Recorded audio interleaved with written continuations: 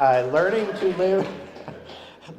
live in community and just live in the world is, you can't plan for everything, and you have technological issues, which, as I was a lecturer down in Texas, and I quickly learned, okay, I can have all these slides prepared and I can have music prepared for the class, and then I'll go in and nothing will work. So also be prepared to have nothing work and to be able to just talk, right? So that's actually became sort of a freedom for me in terms of getting up here. You see, I normally don't bring notes. Now I will say I have a little quirk, which my wife can attest to, because our condo is filled with bookshelves. I love books. I was a bookseller. But I also have this sort of mental thing, and I don't bring up the books. You'll see me bring up books. I don't bring them up to show off, this is the reading I've done. If I can see the book that I've read, I remember what it says better. So if I'm sitting in the condo, I'm talking to my wife and we're having a theological discussion, my brain will go to the shelf, my eye will go to the shelf, and then I'll go, oh yeah, that's what I wanted to say. That was in Chesterton, which is that book there, and I can picture it. And I picture them in my brain when I'm having a conversation with people. I'm like, I can see the book on the shelf. It's like, and so that's why I bring these up, because they help me to remember what that author said. So I'm going to read the two passages quickly now. So the first one is actually one I did this summer when we went through the Gospel of Mark. And this is the power of story. So this is in that narrative thing. It's like, you never read the same story twice, right? So you might have read, and if it's a good story, then you keep going back to it, because you'll see something different every time. But the first time you read something, especially if it's like a mystery thing and you know how it ends, you've got that tension. But now you go back and read it and you know how it ends. Now you see all the clues, how the author was giving you the clues all along. And every time you read a story, something new comes out. Every time, I don't know if anybody else watches the same movie over and over again. I have some favorites. Jaws is one of my favorites. E.T., the Star Wars trilogy. We watch the Lord of the Rings trilogy at least once a year.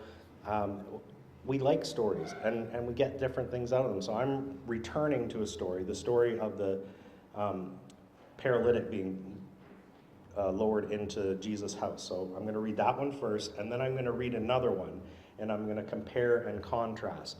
There are two stories in which Jesus engages with men with disabilities. So the first one, Mark chapter 2, 1-4. So the mistake was a hyphen, so she read Mark chapter 2, 14. So when he returned to Capernaum, after some days it was reported that he was at home. So many gathered around him many gathered around that there was no longer room for them, not even in front of the door, and he was speaking the word to them. Then some people came, bringing to him a paralyzed man, carried by 4 of them. And when they could not bring him to Jesus because of the crowd, they removed the roof above him, and after having dug through it, they let down the mat on which the paralytic lay. When Jesus saw their faith, he said to the paralytic, "Son, your sins are forgiven."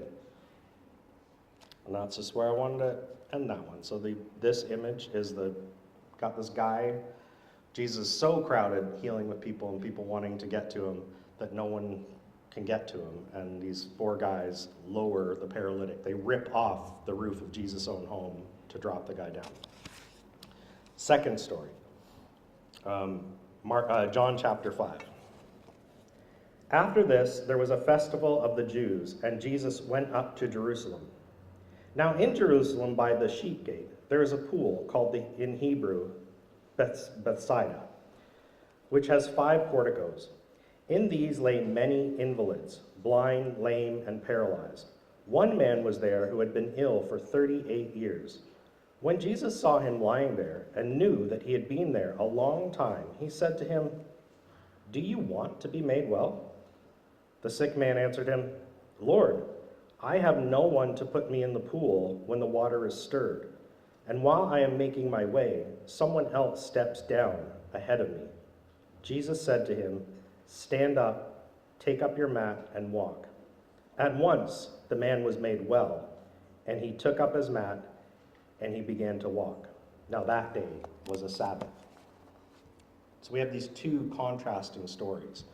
One of the things that I want to highlight in them is that in this second story, here's a man going to a pool which seems to have, in the culture, been associated with having healing properties, right? So we've probably heard about such things, sort of miraculous properties, and there were times when the water would seem to be stirred up by the Spirit and people would experience healing. We refer to therapeutic baths and therapeutic pools, right? Therapy is a word for healing from the Greek. So that concept was there. But this man, this second man that Jesus encounters, had no one. And not only had no one, but people were butting in line. So pushing ahead of him. So other people seeking healing, other people more able than him, pushing ahead and getting into the pool. So he had been sitting there a long time and probably been coming on a regular basis since he'd had this for 38 years. So one of the things I want to talk about is sort of definitions of disability. So it's important, whatever kind of discussion you're entering into, whatever group, and there are various definitions of disability, but to kind of hear how people are using the term in that context to enter into that part of the conversation. And so I'll just be clear on how I'm speaking about it today. So these particular authors make a distinction between impairment and disability. So the impairment is that physiological part of the person that results in some sort of physical barrier, right? So, and that includes, like for our son Corbin, his impairment or impairments were quite visible, right? So I pushed around a wheelchair for 14 years. He had spastic movements, couldn't vocalize very much. He could vocalize loudly, but it wasn't to be understood, right? So very, very clear. And then you can have people on the sort of the high functioning autism. There's something physiological. We don't even know what that is at this point, but it's not necessarily going to be noticeable. It could be kind of invisible. A lot of people with autism are almost taught to socially engage by rote, like, oh, this is what you do in this situation, right? So it becomes invisible. So impairment is that physiological element. So both these authors kind of expand the notion of disability to say there's these physiological underlying functional element, but disability is that how basically the culture, society responds when they're confronted with this impairment. So there are social expectations that person with an impairment has a challenge meeting, or that the culture has imposed on everybody to go, oh, this is the way things work.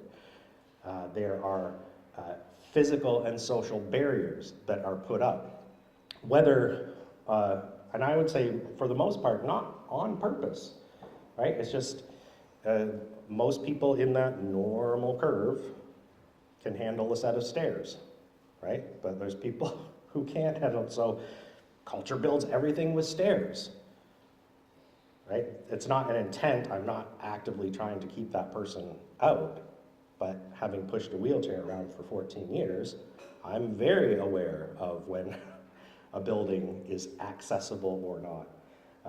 And then there's what Dave alluded to, just making those spaces. That's not the ultimate goal. The ultimate goal is full active participation in the community. And for us as Christians, that means full active participation in the people of God, in the church, in that community. So one of the things I want to highlight here, we're going to start with the story of the man whose access is denied in a more fundamental, obvious kind of way. The man sitting by the water. So he has this infirmity, paralysis. This was not a time when you had specific diagnoses, and the reality with disability, people with disability, is every single disability is unique, right? We might be able to group some together, but there isn't like, oh, everybody who's on the autism spectrum has all these same things. Everybody who has mobility issues has all the same, or even for the same causes. So every disability is unique. The other thing, knowing about technology, right? So I use these now. I've had laser surgery, right? So we have technologies that can shift disabilities. So I gave up the ability to see things up close for the ability to see things far away through technology. But we often see technology as fixing things, right? So impression is almost technology increases as our medical knowledge increases, we'll have less of what we perceive as disability. We'll have less diversity on that spectrum. But the reality is, the better the technology gets, we'll actually have more diversity because the people who wouldn't have even been able to live 10, 20 years ago are able to live. So you're actually going to see a rapid increase in that spectrum of people with disability in our culture, not a decrease. All right, so you're shifting your understanding of the world and shaping the world to make things accessible to people. So this first guy, he's sitting near this pool. He has some kind of paralysis, so he's on a mat, which I don't know how he got himself there. We're not told. And one of the interesting things is, like, when Jesus comes up to him, his first question is, do you want to be healed? Right? So that's because being healed isn't the end goal. The end goal is what Dave mentioned earlier, is that full inclusion, access to the community. Because in this culture, in his culture, and in some ways unintentionally in our culture, his disability was also sort of associated with being unclean, which means that you were outside that full inclusion in the people of God. Right? So I want to be healed because then I can be part of the community. But this guy is so far from the community that even the other people around him who are also experiencing some kind of impairment and going to this pool to be healed and maybe have friends to help them get down to the water are actually being a further social and physical barrier to this person.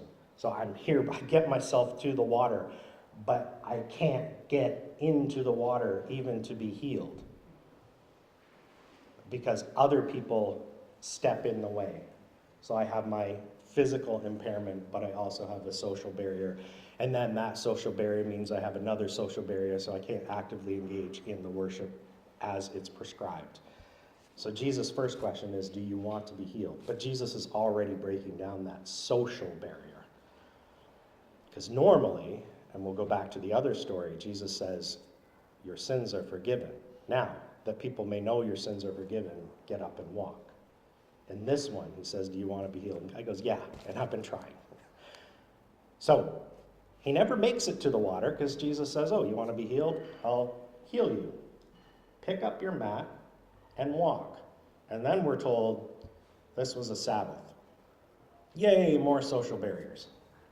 Because the first thing this man encounters when he is able to pick up his mat and walk is, John usually says the Jews, but in the other Gospels it's usually the Pharisees who are really concerned about the rules. He gets in trouble for picking up his mat and walking. Who told you to do this? Why are you doing this? And he's like, I didn't even get the guy's name. He healed me, and I don't know where he went. because he wandered off into the crowd. So automatically, the very thing he wanted, right? The very thing to be back involved into the community, that was his end goal. His physical ailment was a barrier to that. That was his end goal, to be part of the community. And immediately he's told, you're breaking our community rules. Who told you to break our community rules? So the guy does. He continues on the process of what the proper cultural understanding was. He has been healed, but he still needs to be fully accepted back into the society, which you do at the temple. So he goes to the temple.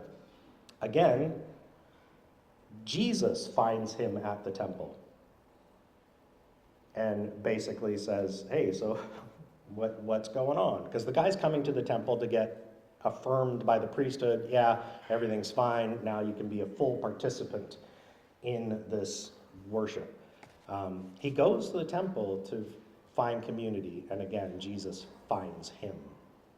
He goes to the temple to get back in right relationship with God, but Jesus is already there to go, hey, find you. Now, there's a bit of a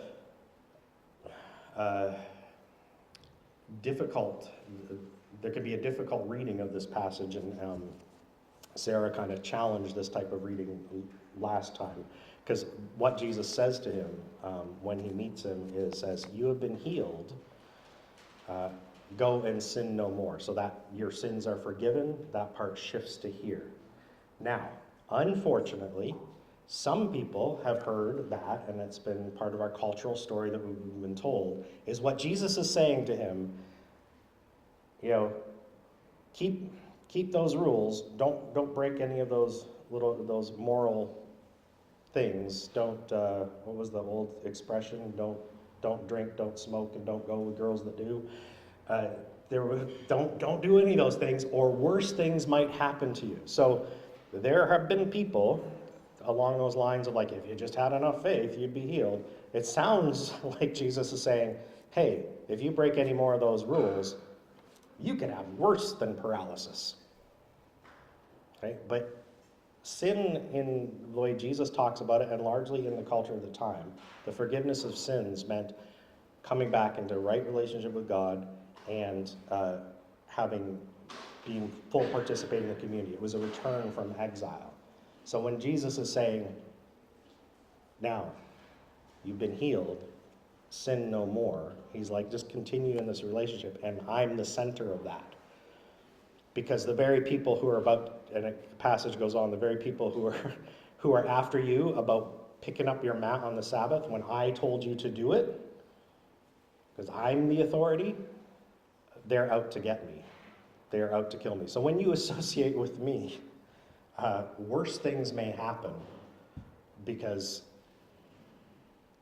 if you flout their rules, they'll turn on you just as they're going to turn on you. That's one of the ways I understand that passage. But what I wanted you to see is that here's the guy who has the physical barriers, doesn't have the ramps, right? Has that physical barrier, but also has the social barrier. But Jesus comes to meet him, to restore him into that, what he really wants, that full community relationship, which the Pharisees aren't providing. They're not helping him get down to the water. And when he gets up, they're actively putting another barrier in front of him again. Now let's go to the other story. The other story, we have Jesus, and this summer I argued that one of the things going on here is Jesus' house becomes almost like the Holy of Holies, the center of the temple, the place of God's presence, and it becomes a reversal. The people who would normally be on the outer edges of the temple, in the outer courts, are in the center, and he's healing them. And when they lower him in, so they, 4 guys, it doesn't say they're friends, but this guy has a community, right? So there is a physical barrier. There are people in the way. There's a building in the way. But I want to, and again, the goal is not to get healed. Getting healed is the means to the end of being a full participant in the community, right? Because that's the barrier. But this guy already has a community. and they are willing to do major renovations.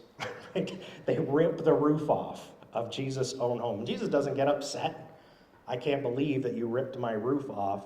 What he says to them, and he says it to the men who brought him, your faith, plural, has made him whole. Like, I see your faith. So faith here, talked a little bit about what that means last week as well. Faith here, we often think of it in our modern sense as faith in contrast to reason, or it's a mental assent to something. But again, in the ancient world, in the Jesus time, faith meant trust, loyalty. It was actually a political term, right? So your faithfulness, your faith, your care for this person, your willingness and desire to bring him to me, and all that you did to do that, that's what made him well. So he can start with your faith, your sins are forgiven, which again needs to be heard in that context of, you've already got this community. Your sins are forgiven. I authoritatively say you are, again, part of this community.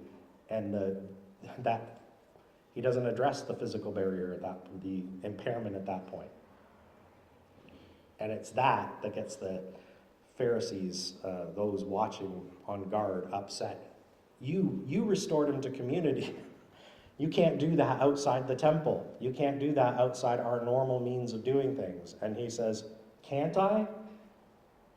And he demonstrates that he can do that by doing what they think is even more challenging thing of saying, okay, well then, if you don't believe that I can do that, then get up and walk. So again, the healing is a means to an end. It is not the end, right? So Jesus' whole thing is, this guy already has a community. He is part of my community. To demonstrate that to you guys who doubt, or who are angry at me for doing this outside of the temple thing, he can get up and walk. But the acceptance is already there. So all these physical, social barriers, I'm going to move into a little bit more of a personal narrative at this point. It's one of the reasons that we started coming to Hillside regularly, right? So when we first moved back to London, in 2016, we went to various churches, sometimes as a whole family, sometimes it was just me and Corbin, just kind of get a sense of things. We've been away from London for a while. And I will tell you that in the majority of churches, we were just simply ignored. Because people, when they're confronted with something outside the norm, they often don't know how to react, right? And they're not prepared for it. They haven't done any preparation for it. And so for the most part, we were simply ignored. Now, Corbin liked music, and he could be very loud. So this is in the YFC building, our first Sunday bringing Corbin to that building, Corbin got really loud. And a lot of times, just as we experience with kids today, right? Like, kids can get loud. And a lot of times, there's sort of pressure on the parents, pressure on people's like, control that, or you are disturbing my peace, you're disturbing the order. Out you go. Oh, a woman came up to us. I don't know what she was going to say, and she sat down beside us, and she said, hey, just want to let you know, this is totally okay. We've got a kid who, he's not here today, but he paces up and down in front of the pastor while he's preaching the sermon and shouts back at him. You are welcome here, and Corbin is welcome to be Corbin.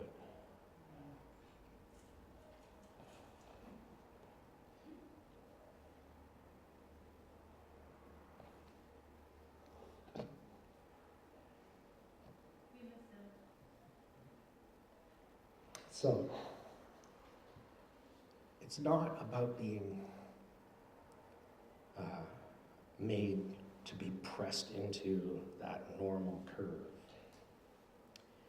It's about receiving the gift, which is also what Corbin's name means. Corbin is the Hebrew Aramaic. It was used as a phrase, a gift devoted to God. Because you need to receive all people. People are made in the image of God, in their full diversity. This is how God made them. And when you get to know somebody, and you overcome your social expectations, your social barriers, and open yourself to know somebody who doesn't fit into the mold, which largely has been shaped by our society, you will receive a gift. And what is wanted is full inclusion into a community, which is frankly all any of us wants. And I'll tell you, even if we're not doing it, Jesus is already at work doing it. So I'd rather join him, as Jesus goes on to say, wherever I see the Father working, I'm working. So if he's working on the Sabbath, I'm going to work on the Sabbath. So Jesus is already at work. The Spirit's already at work, trying to welcome people in. So you can participate in that, or you can continue to put up barriers. But as I've seen in this community, our desire is to bring as many people in as possible and have them feel welcome and fully participate. And that's, one of the things we're doing next weekend. So that's where I'm going to end today. Just take that with you and know that you're participating in that through various ways, and then look for opportunities to participate, because they're there.